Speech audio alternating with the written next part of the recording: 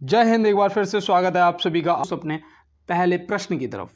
देखिए यहाँ पे दिया गया है Dilip Bose life time achievement पुरस्कार 2024 से किसे सम्मानित किया गया है। तो यहाँ पे आप क्या बताएंगे, आपका सही जवाब क्या होगा, फटाफट कमेंट बॉक्स में बताइएगा। और ये देखो आपके करंट अफेयर का क्वेश्चन है, क्योंकि यहाँ पे 2024 की बात हो रही है तो आप ये याद रखना कि ये पूछा जा सकता है। तो आप क्या बताएंगे, यहाँ पे आपका जो सही जवाब है वो नरसिंह और रोहिणी लोखंडे, मतलब कि ऑप्शन सी हो जाएगा, ए और बी दोनों। तो यहाँ पे ऑप्शन सी आपका बिल्कुल प्रश्न का सही जवाब हो जाएगा। तो ये आप याद रखिएगा और इसको नोट भी कर लीजिएगा। चलते हैं दोस्त अपने अगले प्रश्न की तरफ। देखो यहाँ पे दिया गया है किस जीवाणु से दही बनने में मदद मिलती है। किस जीवाणु से दही बनने में मदद मिलती है। देखो ये ऐसे प्रश्न हैं, ये कॉमन बोलते हैं जिनको, जो लगभग आप किसी भी एग्जाम की तैयारी कर रहे हो ज़्यादातर पूछ लिए जाते हैं। तो यहाँ पे आप क्या बताएंगे, यहाँ पे आपका जो सही जवाब है वो हो जाएगा लैक्टोबैसिलस। लैक्टोबैसिलस जो कि आपके ऑप्शन ए में दिया गया है, तो ऑप्शन ए लगा देंगे, बिल्कुल सही जवाब। और रेबीज जो है, रेबीज कैसे हो जाएगा, कुत्ते के काटने से होता है ना भाई। अगर किसी को कुत्ता काट ले तो क्या हो जाता है, तो उसके रेबीज के टीके लगते हैं, रेबीज विषाणु जो होते हैं बॉडी में फैल जाते हैं। और यहाँ पे देखो माइट्रोकॉन्ड्रिया जो है, माइट्रोकॉन्ड्रिया, माइट्रोकॉन्ड्रिया क्या है, तो माइट्रोकॉन्ड्रिया भी याद रखना, ये कोशिकाओं का ऊर्जा घर है। ये क्या है, कोशिकाओं का ऊर्जा घर है, तो ये भी आप ध्यान रखेंगे। और चलते हैं दोस्त अपने अगले प्रश्न की तरफ। और देखो उन सभी दोस्तों को एक बार मैं फिर से दिल से धन्यवाद कह रहा हूं जो मुझे प्रॉपर कमेंट करते हैं, और जितने भी भाइयों ने चैनल सब्सक्राइब कर रखा है और साथ में मेरी पूरी हेल्प करते हैं, क्लास को लाइक भी करते हैं, तो आप सभी को बहुत बहुत धन्यवाद आपके छोटे भाई की तरफ से। और यहाँ पे देखो प्रश्न दिया गया है कि डॉक्टर BR अम्बेडकर ने किसे संविधान की हृदय और आत्मा की संज्ञा दी। तो इनमें से आपको बताना है कि डॉक्टर BR अम्बेडकर जी ने किसे संविधान के हृदय और आत्मा की संज्ञा दी। और ये देखो आपके RRB में पूछा हुआ प्रश्न है। तो यहाँ पे आपका जो सही जवाब है वो होना चाहिए संवैधानिक उपचारों का अधिकार, जो कि ऑप्शन ए में दिया गया है। और ये देखो कौन से आर्टिकल में मिलता है, मैं आपको रोज बताता हूँ, और शायद इसीलिए कि हो सकता है कि आपसे पूछ लिया जाए। तो यहाँ पे याद रखना 32 आपका सही जवाब हो जाएगा। आर्टिकल 32 में संवैधानिक उपचारों के अधिकार मिलते हैं। तो चलते हैं दोस्तों अपने अगले प्रश्न की तरफ और देखते हैं हमारा अगला क्या है। देखो यहाँ पे दिया गया है राष्ट्रीय आय के आकलन की तैयारी किसका दायित्व है। राष्ट्रीय आय के आकलन की तैयारी किसका दायित्व है। भाई SI की तैयारी जो भी मेरे दोस्त कर रहे हैं, अगर आपने भी फॉर्म अप्लाई किया है तो आप याद रखना इसका जो प्रश्न का जवाब है वो हो जाएगा केंद्रीय सांख्यिकी संगठन, जो कि ऑप्शन सी में दिया गया। तो ऑप्शन सी यहाँ से क्या हो जाएगा, आपके इस प्रश्न का बिल्कुल सही जवाब हो जाएगा। तो चलते हैं दोस्त अपने अगले प्रश्न पे। और देखो यहाँ पे पूछा गया है कि किस राज्य से 2 नए रामसर स्थल घोषित किए गए हैं। देखो ये आपका करंट का भी क्वेश्चन समझ सकते हो, और आपको बता दूं कि ये इंपॉर्टेंट भी है, इसे इंपॉर्टेंट में नोट करना है। तो आप यहाँ पे क्या बताएंगे, यहाँ पे आपका सही जवाब बिहार हो जाएगा। क्या हो जाएगा, बिहार। बिहार में 2 किए गए हैं, एक नागी और एक नकटी पक्षी। एक तो नागी है और एक नकटी पक्षी है, ठीक है। तो ये आप याद रखना, नागी और नकटी पक्षी दोनों को घोषित किया गया है, तो ये आप याद रखेंगे। और चलते हैं दोस्त अपने अगले प्रश्न की तरफ। देखो यहाँ पे दिया गया है भारत में कार्यपालिका का अध्यक्ष कौन होता है। भारत में कार्यपालिका का जो अध्यक्ष है वो कौन होता है। भाई कांस्टेबल और SI, और आप अगर SSC GD की भी तैयारी कर रहे हैं तो भी ये प्रश्न आपके लिए इंपॉर्टेंट है। यहाँ पे आपका जो सही जवाब है वो होना चाहिए राष्ट्रपति। और पता है आपके RPF के पेपर में क्या पूछा गया था कि भारत का प्रथम नागरिक कौन होता है, तो उस प्रश्न का भी जवाब आपका राष्ट्रपति ही होगा। तो याद रखना भारत में कार्यपालिका का अध्यक्ष और भारत के प्रथम नागरिक जो हैं वो आपके राष्ट्रपति जी हैं। और देखो अगर आप लिख नहीं रहे, देखो मैं आपको बता दूं याद करने का सबसे अच्छा तरीका है आप प्रश्नों को लिखना स्टार्ट कर दें। आपको याद होना दोस्त 110% स्टार्ट हो जाएगा। देखो यहाँ पे दिया गया है भारत में प्रथम मुस्लिम राष्ट्रपति कौन थे। भारत में प्रथम मुस्लिम राष्ट्रपति कौन थे। तो ये देखो प्रश्न कई बार पूछा गया है और मैंने आपको कई बार बताया भी है। तो यहाँ पे आपका सही जवाब डॉक्टर जाकिर हुसैन हो जाएंगे। और अगर आपसे पूछ लिया जाता कि भारत के तीसरे राष्ट्रपति कौन थे, तो भी आप डॉक्टर जाकिर हुसैन जी को टिक करते। तो यहाँ पे आपको समझ आ गया होगा दोस्त प्रश्न। और चलते हैं अपने अगले प्रश्न पे। देखो यहाँ पे दिया गया है भारतीय संविधान के किस अनुच्छेद में लोकसभा के गठन के संबंध में प्रावधान किया गया है। ये देखो ये भैया जितने भी SI वाले हैं और कांस्टेबल दोनों लोग आप सही से इस प्रश्न को नोट करेंगे, और आप अगर SSC GD की तैयारी करें तो भी जुड़े रहिएगा। इस तरीके के प्रश्न पूछे जाते हैं आपसे। तो आप क्या बताएंगे यहाँ पे? आपका जो सही जवाब है वो हो जाएगा अनुच्छेद 81, जो कि ऑप्शन ए में दिया गया है। और देखो अनुच्छेद 61 मैं आपको रोज बताता हूँ कि महाभियोग की कार्रवाई राष्ट्रपति जी पे की जाती है, तो ये भी आपको पता होगा। और अनुच्छेद 21 क्या है? तो अनुच्छेद 21 और 20 में क्या है कि आपकी जो पर्सनल स्वतंत्रता होती है, जो पर्सनल स्वतंत्रता, अगर आप मान लो कि अरेस्ट में भी है कोई बंदा, लेकिन उसके जो पर्सनल स्वतंत्रता का मतलब समझ रहे हो ना, अगर उसे लौसंगा आ रही है या XYZ अपनी बॉडी से संबंधित कोई ऐसी समस्या जिसके लिए वो स्वतंत्र है, आप ऐसे शॉर्टकट में समझिएगा। और चलते हैं दोस्त अपने अगले प्रश्न की तरफ। देखो यहाँ पे दिया गया है संघीय मंत्री परिषद का अध्यक्ष कौन होता है? संघीय मंत्री परिषद का अध्यक्ष। आज आप देख रहे होंगे कि क्लास का लेवल क्या है, और इसीलिए मैं आपको ये प्रश्न करा रहा हूं कि आपका एक भी नंबर ना कटे। तो यहाँ पे आप क्या बताएंगे? प्रधानमंत्री जी होते हैं। संघीय मंत्री परिषद का जो अध्यक्ष होते हैं वो हमारे प्रधानमंत्री जी होते हैं। और यहाँ से एक प्रश्न आपके लिए और है कि जो आपका अभी नीति आयोग बना है, जो आपका नीति आयोग बना है, उसके भी अध्यक्ष कौन है? उसके भी अध्यक्ष आपके प्रधानमंत्री जी होते हैं, जो कि पहले आपकी योजना आयोग थी, जो आपकी पहले योजना आयोग थी। तो ये भी आप याद रखेंगे, जिसका नाम बदलकर अब नीति आयोग कर दिया गया है। तो चलते हैं फिर अपने अगले प्रश्न पे। और देखो यहाँ पे दिया गया है नेशनल डिफेंस एकेडमी NDA कहाँ स्थित है?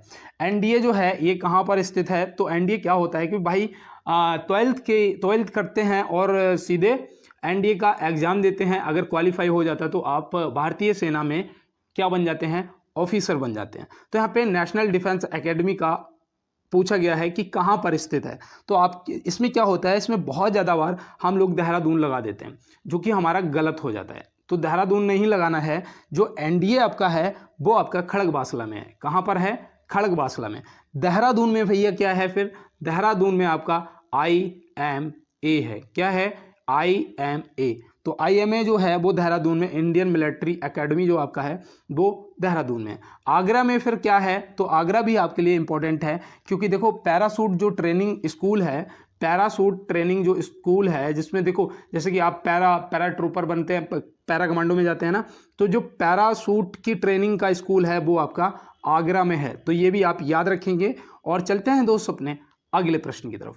देखो यहाँ पे दिया गया है चंद्रयान 3 को लॉन्च करने वाले रॉकेट का नाम क्या था? यहाँ पे आपको बताना है प्रश्न का जवाब कि चंद्रयान 3 को लॉन्च करने वाले रॉकेट का नाम क्या था। तो यहाँ पे जो सही जवाब है वो आपका हो जाएगा LMB-3M4, जो कि ऑप्शन सी में दिया गया। और देखो चंद्रयान 2 को जो लॉन्च किया था वो किसने किया था? तो वो किया था इसने GSLV MK3 और इसे M1, ठीक है। तो ये सेकंड को लॉन्च करने वाला था। 3 जो किया है, जो आपसे पूछा जाएगा वो आपका है LVM-3M4, ठीक है, याद रहेगा ना।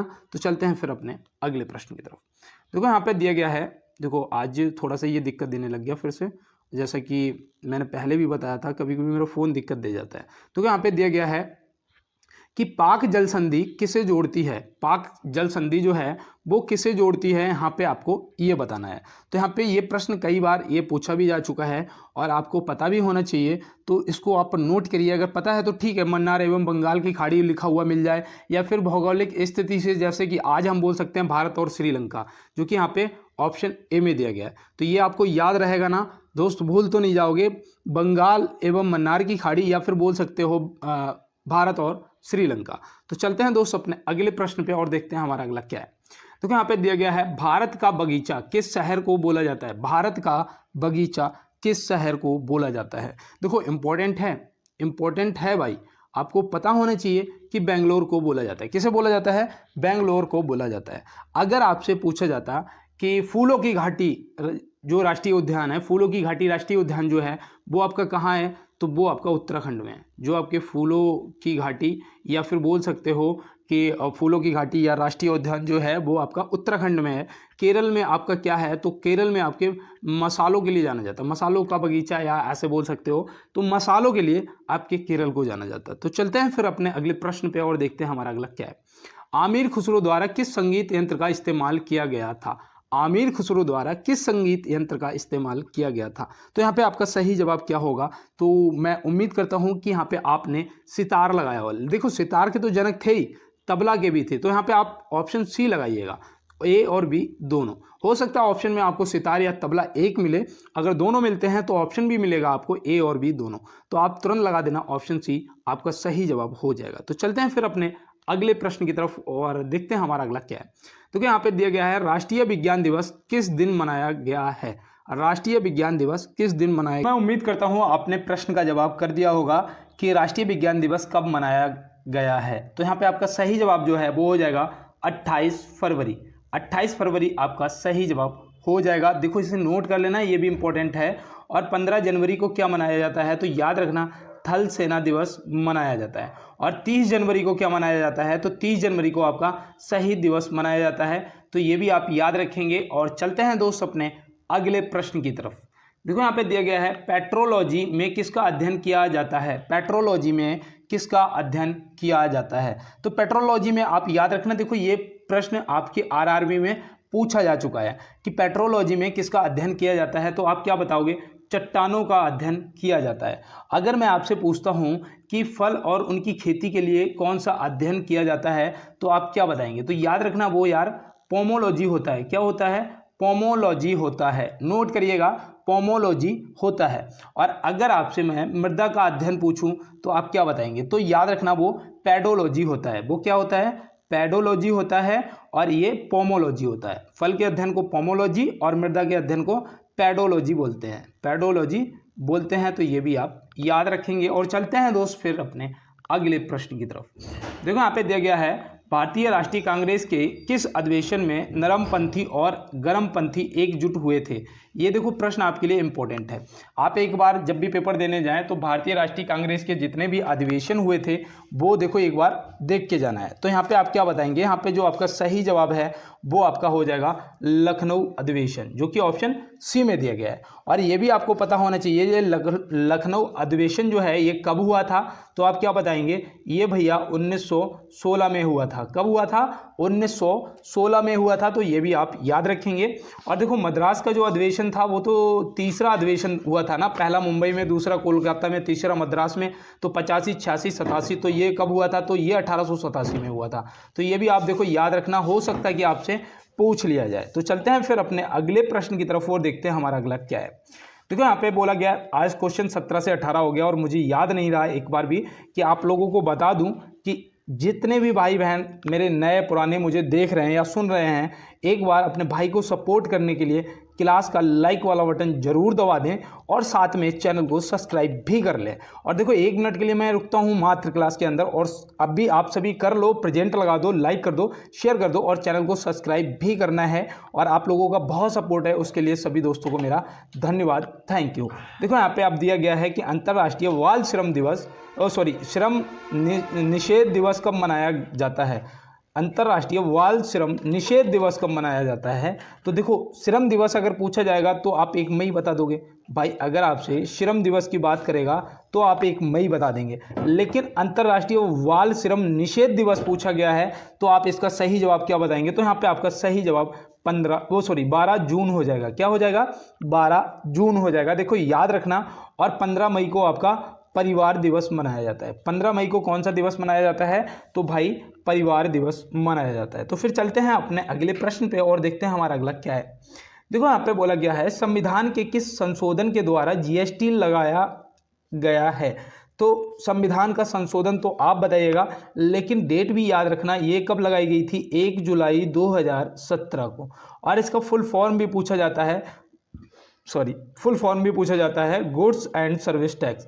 जीएसटी का फुल फॉर्म जो है वो आपका हो जाएगा गुड्स एंड सर्विस टैक्स। तो ये तो आप याद रखेंगे। और यहाँ पे देखो जो आपका संशोधन पूछा गया है तो वो भी आपको याद रखना है दोस्त। आपका संशोधन हो जाएगा 101वां संशोधन, जो कि ऑप्शन बी में दिया गया। तो फिर चलते हैं अपने अगले प्रश्न पे और देखते हैं हमारा अगला क्या है। देखो यहाँ पे बोला गया है कौन सा ग्रह सर्वाधिक गैसों से घिरा हुआ है। कौन सा ग्रह है जो सर्वाधिक गैसों से घिरा हुआ है, तो प्रश्न का जवाब जो है आपका वो हो जाएगा यूरेनस। यूरेनस मतलब अरुण। ऑप्शन ए हो जाएगा आपका सही जवाब। और यूरेनस की जो खोज है वो किसने की थी, ये भी आपसे पूछा जा सकता है, तो याद रखना वो हर्शल ने की थी। किसने की थी? हर्शल ने की थी। हर्शल नोट कर लेना दोस्त।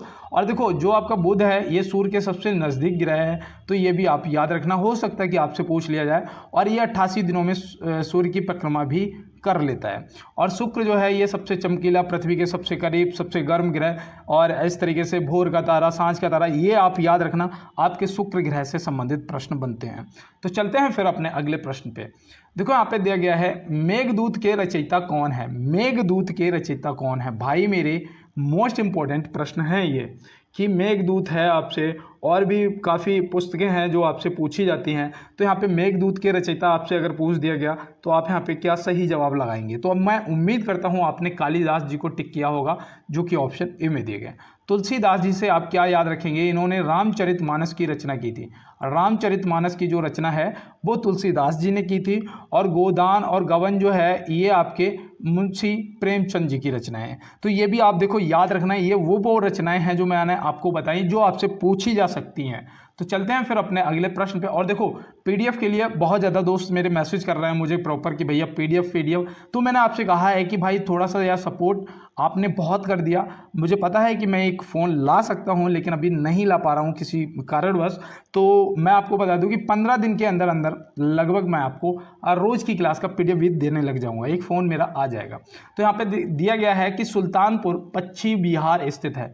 सुल्तानपुर पश्चिम बिहार स्थित है। कहाँ पर स्थित है, अगर पता होगा तो आप बता देंगे, और नहीं पता होगा तो नोट करिएगा हरियाणा। हरियाणा के कहाँ पर है ये, तो याद रखना ये गुरुग्राम में है। कहाँ पर है? गुरुग्राम, जिसे गुड़गांव भी बोलते हो, और गुरुग्राम, तो आप ऐसे याद रखेंगे ये गुरुग्राम में। और देखो आपका एक और पक्षी अभ्यारण्य है, वो कौन सा है?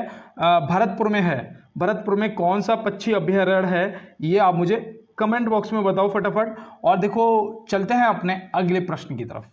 यहाँ पे दिया गया है कि कपिलधारा जलप्रपात किस नदी पर स्थित है। देखो जिस प्रश्न के लिए मैंने आपको HW बोला है कि भरतपुर मतलब राजस्थान में कौन सा पक्षी अभ्यारण्य है, ये आप कमेंट बॉक्स में बताएंगे। और देखो यहाँ पे दिया गया है कि कपिलधारा जलप्रपात किस नदी पर स्थित है। तो ये इंपॉर्टेंट है, ये हो सकता है कि आपने कुछ तो दोस्त ऐसे होंगे जिनने पहली बार सुना होगा, तो बिल्कुल भी घबराना नहीं है। इसे आप बस नोट करिएगा कि ये नर्मदा नदी पर है। अगर आपसे राज्य पूछ देगा तो वो भी आप नोट करिएगा। क्या बताओगे? मध्य प्रदेश। कौन सा राज्य है दोस्त? मध्य प्रदेश राज्य है। शरावती नदी पर मैंने आपको कल ही बताया था कि शरावती नदी पर कौन सा जलप्रपात है। अगर आपको याद होगा तो तुरंत बताइए, और नहीं याद है तो फिर से एक बार नोट करिएगा कि आपका जो जोग जलप्रपात है वो कहाँ है, वो आपका शरावती नदी पर। कहाँ पर है? तो आपके कर्नाटक में पड़ता है। कहाँ पर पड़ता है? कर्नाटक में पड़ता है। तो यार ये भी देखो याद रखना। और चलते हैं दोस्त फिर नेक्स्ट प्रश्न पे। देखो यहाँ पे दिया गया है कि जुलू जनजाति कहाँ पाई जाती है। जुलू जनजाति जो है, ये जनजातियाँ आप जरूर याद रखना। जैसे कि उस दिन मैंने भील बताया था, गोंड बताया था, कुकी बताया था, आज मैं आपको जुली बता रहा हूँ कि जुलू जो जनजाति है ये कहाँ पर पाई जाती है। तो इसका आप सही जवाब तुरंत लगाएंगे भैया, दक्षिण अफ्रीका में पाई जाती है, जो कि ऑप्शन सी में दिया गया। तो ऑप्शन सी यहाँ से आपके प्रश्न का सही जवाब हो जाएगा। तो फिर चलते हैं दोस्त अपने अगले प्रश्न पे। देखो यहाँ पे दिया गया है विश्व पैरा एथलीट ग्रैंड प्रिक्स का आयोजन किस देश में किया गया है। करंट का क्वेश्चन है, और आप इसका सही जवाब करिएगा कि इसका सही जवाब जो है वो क्या हो जाएगा। तो ओलंपिक संघ का मुख्यालय कहाँ है, तो उसका भी जवाब और इसका भी जवाब आपका स्विट्जरलैंड होगा। स्विट्जरलैंड, जो कि ऑप्शन सी। और आपको पता है मैंने बहुत दिन पहले करंट अफेयर में पढ़ा था कि सबसे लंबी जो ट्रेन है वो कहाँ चली थी, स्विट्जरलैंड में चलाई गई थी। तो ये भी देखो याद रखना दोस्त। और चलते हैं अपने अगले प्रश्न की तरफ। जवाहर सागर बांध किस राज्य में स्थित है। जवाहर सागर बांध किस राज्य में? जवाहर सागर बांध की बात अगर हो रही है तो इसका जो सही जवाब है वो हो जाएगा आपका राजस्थान। राजस्थान में कहाँ पर, तो वो भी याद रखना, नोट कर लो। मैं इसीलिए आपसे कहता हूँ कि बैठा करो, देखो जीके पढ़ो, जीएस पढ़ो, जो भी आपको याद करना है उसे आपको लिखना पड़ेगा। अगर लिखोगे नहीं तो याद नहीं होगा। मुझे कैसे याद है, लिखता हूँ तो मुझे याद हो जाता है। तो ऐसे आप याद रखेंगे। और देखो यहाँ पे मैं आपको बताऊँ कि अगर उत्तर प्रदेश में पूछा जाएगा उत्तर प्रदेश में कौन सा बांध है, तो ये देखो सबसे बड़ा बांध है, क्या नाम है इसका, रिहंद बांध है। क्या नाम है, रिहंद बांध जो है वो उत्तर प्रदेश में है। कर्नाटक में बताइएगा, कर्नाटक में कौन सा बांध है, क्या आपको पता है? अगर पता है तो बताइएगा, नहीं तो नोट करिएगा कि अलमट्टी बांध है। कौन सा है? अलमट्टी बांध है, और ये कृष्णा नदी पर पड़ता है। कौन सी नदी पर पड़ता है? कृष्णा नदी पर पड़ता है कर्नाटक में। तो ये भी आप याद रखेंगे। और चलते हैं फिर अपने अगले प्रश्न की तरफ। और आप लोगों का इतना सपोर्ट है उसके लिए मैं आज वाकई में आपको फिर से एक बार दिल से धन्यवाद, थैंक यू बोल रहा हूँ। देखो यहाँ पे दिया गया है हाफ गर्लफ्रेंड पुस्तक के लेखक कौन है। भाई देखो हाफ गर्लफ्रेंड तो दिक्कत दे जाएगी, यहाँ पे चेतन भगत आपका सही जवाब हो जाएगा। देखो माफ़ी चाहते हैं, और मैं आपको बताऊं ये हाफ गर्लफ्रेंड पुस्तक का नाम है, और इसे कोई सीरियस मत लेना। और यहाँ पे इनके जो लेखक हैं वो चेतन भगत जी हैं, और हिंद स्वराज के जो लेखक हैं वो कौन हैं, तो वो भी आप याद रखना, महात्मा गांधी जी हैं, ये भी आप याद रखेंगे। और रविंद्रनाथ टैगोर जी जो हैं वो किसके लेखक हैं, तो वो आपको देखो याद होना चाहिए कि ये इम्पोर्टेंट हैं। ये इम्पोर्टेंट इसलिए हैं कि इन्हें नोबेल पुरस्कार मिला था। किसके लिए मिला था, तो याद रखना यार, उसका नाम क्या था, गीतांजलि। क्या था? गीतांजलि के लिए इन्हें नोबेल पुरस्कार मिला था। और कब मिला था? 1913 में मिला था। कब मिला था? 1913 में। वो पहले भारतीय थे ये जिन्हें नोबेल पुरस्कार मिला था साहित्य के लिए। तो चलते हैं फिर अपने अगले प्रश्न की तरफ।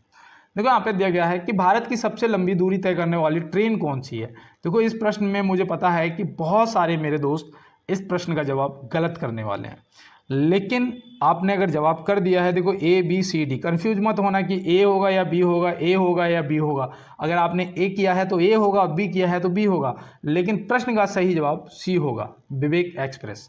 अब चलो विवेक एक्सप्रेस से समझते हैं ये कितने किलोमीटर की दूरी तय करती है। तो पहले तो आपको बता दें असम के डिब्रूगढ़ से ये चलती है, और तमिलनाडु के कन्याकुमारी तक जाती है। कहाँ तक जाती है?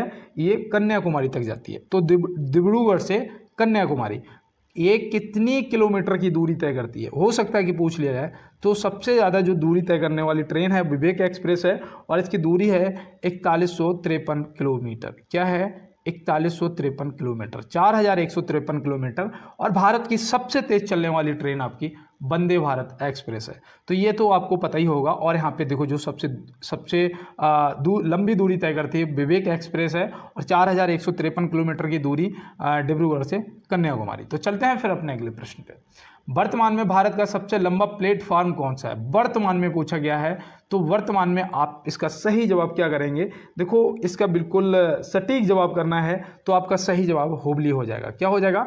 हुबली हो जाएगा आपका सही जवाब। इसकी जो लंबाई है वो कितनी है, तो आप तुरंत याद रखना कि 1507 मीटर है। कितनी है? 1560 मीटर है।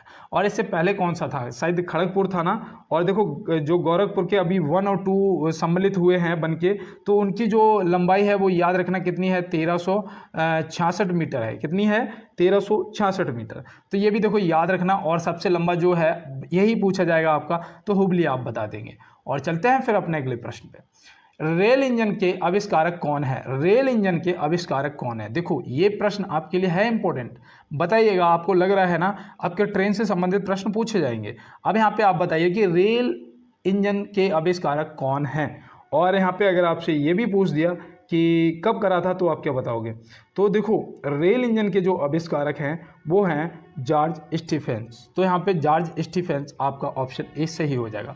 एडवर्ड जेनर ने किसका आविष्कार किया था? आप सोच रहे होंगे, तो आपको मैंने पहले भी बताया था, इन्होंने चेचक के टीके की खोज की थी। किसके? चेचक के टीके की खोज की थी। मार्टिन कूपर जो है ये किसके आविष्कारक हैं? क्या आपको पता है? शायद आपको नहीं पता है कि जो फ़ोन आप देख रहे हैं इसके जो आविष्कारक हैं वो मार्टिन कूपर हैं। जो आप अभी फ़ोन देख रहे हैं अपने हाथ में, मोबाइल फ़ोन, इसके आविष्कारक मार्टिन कूपर हैं। और इन्होंने कब करा था, तो ये भी याद रखना 1973 में इसका आविष्कार करा था, मोबाइल फ़ोन का। तो ये तो आपको पता चल गया। और मैं आपको बता दूं, जो आप मोबाइल फ़ोन पे देखो एक लॉजिक वाली बात कि आप हेलो बोलते हो ना सभी को। भाई किसी को भी अगर फ़ोन करते हो सबसे पहले हेलो बोलते हो। हेलो क्यों बोलते हो, कभी सोचा है? तो इसका रीज़न ये है कि जो जैसा कि मुझे पता है कि जिसने फ़ोन का आविष्कार किया था सबसे पहले, किसने किया था बताइएगा? किसने किया था? ये आप बताएंगे। और देखो मैं इतना स्टोरी आपको बताता हूँ कि उन्होंने सबसे पहली कॉल जो थी वो अपनी गर्लफ्रेंड को करा था। किसे करा था? अपनी गर्लफ्रेंड को कॉल किया था। अब उन्होंने जब गर्लफ्रेंड को कॉल किया था उसका नाम था हेलो। क्या नाम था? हेलो नाम था। तो यहाँ पे देखो दिया गया है कि भारत के नए गृह मंत्री कौन बने। देखो अब जो नया मंत्रिपरिषद बना है एक बार दोस्त देख लेना, क्योंकि हो सकता है प्रश्न आपसे वहाँ से जरूर पूछे जाएंगे। तो आप यहाँ पे क्या बताएंगे? भारत के नए गृह मंत्री कौन बने हैं? तो आप याद रखना अमित शाह जी बने हैं। कौन बने हैं? अमित शाह जी। और आपके रक्षा मंत्री राजनाथ सिंह जी, तो ये तो आपको पता ही है, याद रखना। और जेपी नड्डा जी क्या बने हैं बताओ? यहाँ पे जेपी नड्डा जी का नाम है, तो ये क्या बने हैं? ये बने हैं स्वास्थ्य एवं कल्याण मंत्री। क्या? स्वास्थ्य एवं कल्याण मंत्री। तो ये भी आप याद रखेंगे। और चलते हैं दोस्त अपने अगले प्रश्न की तरफ। देखो यहाँ पे बोला गया है डर्बी शब्द संबंधित है। डर्बी शब्द संबंधित है, तो याद रखना जो डर्बी शब्द है वो घुड़दौड़ से संबंधित है। किससे? घुड़दौड़ से संबंधित है। और क्रिकेट से याद रखना गली शब्द है, और चाइना मैन है, और आपका गुगली है, तो ये स्लिप है। तो ये सब क्या है? ये आपके क्रिकेट से संबंधित है। देखो आपके हॉकी से मैंने उस दिन आपको बताया था पेनल्टी स्ट्रोक बताया था, और पेनल्टी किक बताया था आपका फुटबॉल से। ये भी आपको पता होना चाहिए कि फुटबॉल से पेनल्टी किक और पेनल्टी स्ट्रोक हॉकी, क्रिकेट से आपका, और ये घुड़दौड़ जो है वो डर्बी से शब्द से संबंधित है। तो चलते हैं फिर अपने अगले प्रश्न की तरफ। भीमराव अंबेडकर का समाधि स्थल क्या कहलाता है? पहले तो सभी दोस्तों को ने जो मुझे प्रॉपर बोलते हैं जय भीम, तो उन सभी को पहले तो जय भीम, जय भारत। और मैं आपसे यही कहूँगा कि आपको देखो भीमराव अंबेडकर जी के बारे में हर स्टूडेंट को पता होना अनिवार्य है, पता होना अनिवार्य है। तो पहली चीज़ तो ये है कि इनका जो जन्म है वो महू में हुआ था। कहाँ हुआ था? महू में हुआ था, जो कि मध्य प्रदेश में पड़ता है। कहाँ पड़ता है दोस्त? मध्य प्रदेश में पड़ता है। अब इनकी समाधि स्थल का नाम अगर आपसे पूछा जाएगा तो आप क्या बताएंगे? तो याद रखना चैत्य भूमि। चैत्य भूमि बताओगे कहाँ पर स्थित है? तो ये भी आपको पता होना चाहिए, ये मुंबई में स्थित है। कहाँ पर है? मुंबई में स्थित है। क्या आपको पता है राजघाट किसकी समाधि स्थल का नाम है? राजघाट। तो राजघाट हमारे महात्मा गांधी जी की समाधि स्थल का नाम है। शक्ति घाट किसकी समाधि स्थल का नाम है? बताओ, शक्ति घाट किसकी समाधि स्थल का नाम है? तो ये हमारी इंदिरा गांधी जी का नाम है। ये हमारी दादी इंदिरा गांधी जी का नाम है। और देखो अगर आपसे विजय घाट पूछेगा तो आप क्या बताओगे? विजय घाट पूछेगा तो आप क्या बताओगे?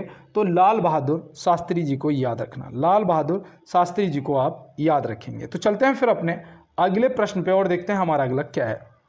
देखो यहाँ पे दिया गया है हड्डियों और दांतों की रचना के लिए कौन सा विटामिन अनिवार्य है? आप एक बार क्या करेंगे, क्लास को बस लाइक वाला बटन दबा देना, अपने भाई को भी सपोर्ट कर देना थोड़ा सा, और चैनल को सब्सक्राइब भी कर लेना, और ज़्यादा से ज़्यादा क्लास को अपने दोस्तों के साथ में शेयर कर देना, स्टेटस लगा देना। हड्डियों और दांतों की रचना के लिए कौन सा विटामिन अनिवार्य है? तो इस प्रश्न के आपके जवाब जो है वो हो जाएगा विटामिन डी। विटामिन डी कहते हैं हमें सूर्य से प्राप्त होती है, लेकिन मैं आपको बताऊं जो हम लोग खाते पीते हैं ना, उससे हमें विटामिन डी के जो सेल्स होते हैं वो प्राप्त होते हैं। जो विटामिन डी के सेल्स हैं वो प्राप्त होते हैं, लेकिन वो एक्टिव तब होते हैं जब सूर्य का प्रकाश के संपर्क में बॉडी हमारी पहुंचती है, तब वो एक्टिवेट होते हैं। तो इस ऐसे आप याद रखेंगे। और विटामिन बी की कमी से बेरी रोग होता है, ये भी आप याद रखना। और विटामिन ई की कमी से बांझपन होता है, और इसे क्या ब्यूटी विटामिन भी बोला जाता है। विटामिन ई को ब्यूटी विटामिन भी बोला जाता है। जो आप शैम्पू यूज करते हैं उसमें कौन सा विटामिन होता है? उसमें आंवला होता है और विटामिन ई होता है। तो ये आप याद रखेंगे। मैं तो पतंजलि शैम्पू देखा था, उसमें क्या आता है? Vitamin E. देखो यहाँ पे दिया गया है महावीर का प्रथम शिष्य कौन था? महावीर जी का, ये देखो पहले तो याद रखना कि जैन धर्म के 24वें तीर्थकार थे। ये आप जरूर याद रखना कि आपसे पूछा जा सकता है। अंतिम बा 24वें, ऐसे याद रखोगे। महावीर का प्रथम शिष्य कौन था? तो ये देखो प्रश्न आपके लिए इंपॉर्टेंट है। तो आप क्या बताएंगे? वो जमाली था। क्या था? जमाली था। महावीर स्वामी का मूल नाम जो था वो वर्धमान था। तो ये भी आप याद रखेंगे। और चलते हैं अपने फिर अगले प्रश्न की तरफ। भारत के मौद्रिक नीति कौन बनाता है? भारत के मौद्रिक नीति कौन बनाता है? देखो ये प्रश्न आपके आरआरबी में पूछा गया है, और हो सकता है ये प्रश्न आगे भी पूछ लिया जाए। तो याद रखना RBI, reserve bank of India. Reserve bank of India मतलब कि भारतीय रिजर्व बैंक आपका सही जवाब प्रश्न का हो जाएगा। तो चलते हैं फिर अपने अगले प्रश्न पे। चौरी चौरा क्रांति के समय भारत का वायसराय कौन था? देखो, पहले चौरी चौरा कांड बोला जाता था, जिसका नाम बदलकर चौरी चौरा क्रांति कर दिया गया है। तो ये देखो याद रखना दोस्त, हो सकता है आपसे पूछ लिया जाए और यहाँ पे क्रांति की जगह पे कोई और शब्द लगा लगा के 3 ऑप्शन आपको दे दिए जाएंगे, तो आप क्रांति को तुरंत बता देंगे कि भाई ये क्रांति हुई थी, ये देश को आज़ाद कराने के लिए क्रांति की गई थी। तो ये आप याद रखेंगे ना। और देखो उस टाइम भारत का वायसराय कौन था, तो यहाँ पे आप क्या बताएंगे? तो यहाँ पे आप याद रखना उस टाइम रीडिंग था, तो यहाँ पे ऑप्शन सी सही जवाब हो जाएगा। और देखो ये हुई कब थी, तो आप ऐसे ही याद रखना, मैंने ऐसे ही याद रखा कि असहयोग आंदोलन जो है वो 1920 में स्टार्ट किया गया था और उसे 1922 में बंद किया गया था। तो 1922 में इसलिए बंद किया गया था क्योंकि ये चौरा चौरी क्रांति हो गई थी, जिस वजह से गांधी जी ने कहा था कि वो हिंसा का सपोर्ट नहीं करते हैं। तो ये चौरा चौरी क्रांति की वजह से असहयोग आंदोलन को स्थगित कर दिया गया था, रोक दिया गया था। तो आप याद रखेंगे। तो यहाँ पे देखो दिया गया है, सड़क या रेल पटरी पर गोलाई की वैंकिंग क्या पैदा करने के लिए की जाती है? आपने देखा होगा जब ट्रेन की पटरी आती है तो ऐसे दूर से ऐसे मोड़ते हुए लाते हैं, या रोड है ऐसे दूर से ऐसे और इस साइड से थोड़ा उठा हुआ होता है। तो ये जो होता है ये क्यों किया जाता है, कहने का मतलब ये है। तो याद रखना अभिकेंद्रीय बल, जो कि ऑप्शन सी में दिया गया। और ये देखो प्रश्न आपका एसआई वालों के लिए तो मोस्ट इंपॉर्टेंट है, और अगर आप उत्तर प्रदेश पुलिस की तैयारी कर रहे हैं तब भी ये प्रश्न आपके लिए इंपॉर्टेंट है। तो चलते हैं फिर अपने अगले प्रश्न पे और देखते हैं हमारा अगला क्या है। देखो यहाँ पे बोला गया है, भारतीय नौसेना की पहली महिला हेलीकॉप्टर पायलट बन गई हैं। ये आपका इंपॉर्टेंट क्वेश्चन है, और क्योंकि ये देखो करंट का क्वेश्चन है और हो सकता है कि कांस्टेबल में आपसे पूछ भी लिया जाए। तो भारतीय नौसेना की जो पहली महिला हेलीकॉप्टर पायलट बनी है वो कौन बनी है? तो यहाँ पे आप क्या बताएंगे? आप याद रखेंगे अनामिका बी राजीव, जो कि ऑप्शन बी में दिया गया है। तो ऑप्शन बी यहाँ से क्या हो जाएगा? आपके प्रश्न का बिल्कुल दोस्त सही जवाब हो जाएगा। तो चलते हैं फिर अपने अगले प्रश्न पे। देखो यहाँ पे दिया गया है कि लाइफ डिवाइन पुस्तक के लेखक कौन है? लाइफ डिवाइन पुस्तक के लेखक कौन है? तो यहाँ पे देखिए अब प्रश्न पे चलते हैं और आप सपोर्ट करेंगे, मुझे पूरा भरोसा है। और यहाँ पे दिया गया है लाइफ डिवाइन पुस्तक के लेखक कौन है? तो लाइफ डिवाइन पुस्तक के जो लेखक हैं वो हैं श्री अरविंदो घोष, जो कि ऑप्शन ए में दिया गया। और ये देखो लाइफ डिवाइन कई बार पूछी जा चुकी है, तो इसलिए आप इसे याद रखेंगे। और देखो बंकिम चंद्र चटर्जी जी ने आपका राष्ट्रीय गीत लिखा था। कौन सा लिखा था? राष्ट्रीय गीत लिखा था। और देखो रविंद्रनाथ टैगोर जी ने आपका राष्ट्रीय गान लिखा था। तो ये भी याद रखना, राष्ट्रीय गीत और राष्ट्रीय गान जो है ये आप याद रखेंगे। और इनसे संबंधित चलो एक एक पुस्तक भी बता देते हैं। देखो बंकिम चंद्र चटर्जी जी से आपकी पूछी जाती है आनंद मठ। कौन सी? आनंद मठ पूछी जाती है। देखो आपको याद आ गया होगा कि हाँ ये इंपॉर्टेंट पुस्तक है। और देखो यहाँ पे रविंद्रनाथ टैगोर जी से आप कौन सी पुस्तक याद रखेंगे?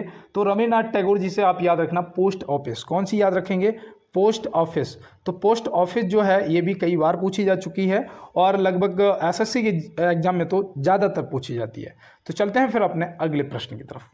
देखो यहाँ पे दिया गया भारत के राष्ट्रीय ध्वज का डिजाइन किसने तैयार किया था? भारत के राष्ट्रीय ध्वज का डिजाइन किसने तैयार किया था? तो यहाँ पे आपका जो सही जवाब है वो क्या होगा? तो आप तुरंत बताएंगे पिंगली वेंकैया जी, जो कि ऑप्शन ए में दिया गया है। और मैं आपको यहाँ पे देखो बताने वाला हूँ कि जो ये तैयार किया गया था 1916 में। इसमें पता दो कलर थे उस टाइम, एक लाल था और एक हरा था। एक लाल था एक हरा था, तो ये भी देखो याद रखेंगे। और एक बीच में गोल चक्र था जो आज है आपका, ठीक है, 24 तीलियों वाला, तो ये भी था। लेकिन अलग अलग धर्मों के हिसाब से बाद में इसे सफ़ेद कलर जोड़ दिया गया। तो ये ऐसे आप देखो ट्रिक से याद रखना दोस्त, और आपके लिए इम्पोर्टेंट भी है। चलते हैं अपने अगले प्रश्न की तरफ। सेंट्रल आयोग का संबंध किससे था? देखो आरआरबी का भाई पुराना पूछा हुआ प्रश्न, सेंट्रल आयोग का संबंध किससे था? तो ये भाई जो सेंट्रल आयोग था ये शिक्षा में सुधार के लिए था। ऑप्शन बी यहाँ पे लगा सकते हैं। अंग्रेजी शासन में जो शिक्षा का सुधार था उस लिए ये बनाया गया था। तो ये आप याद रखेंगे कि इसका संबंध जो है वो शिक्षा से है। तो चलते हैं फिर अपने अगले प्रश्न पे। देखो यहाँ पे बोला गया है कि खिलाफत आंदोलन आरंभ किया था। खिलाफत आंदोलन जो है ये किसने आरंभ किया था? तो ये आप याद रखना कि दो मुस्लिम भाई थे, मोहम्मद अली और शौकत अली। मोहम्मद अली और शौकत अली, तो याद रखना मोहम्मद अली और शौकत अली, और भी अली बंधु लोग जो थे उन्होंने स्टार्ट किया था। तो यहाँ पे हम लगा सकते हैं ऑप्शन सी, अली बंधुओं ने।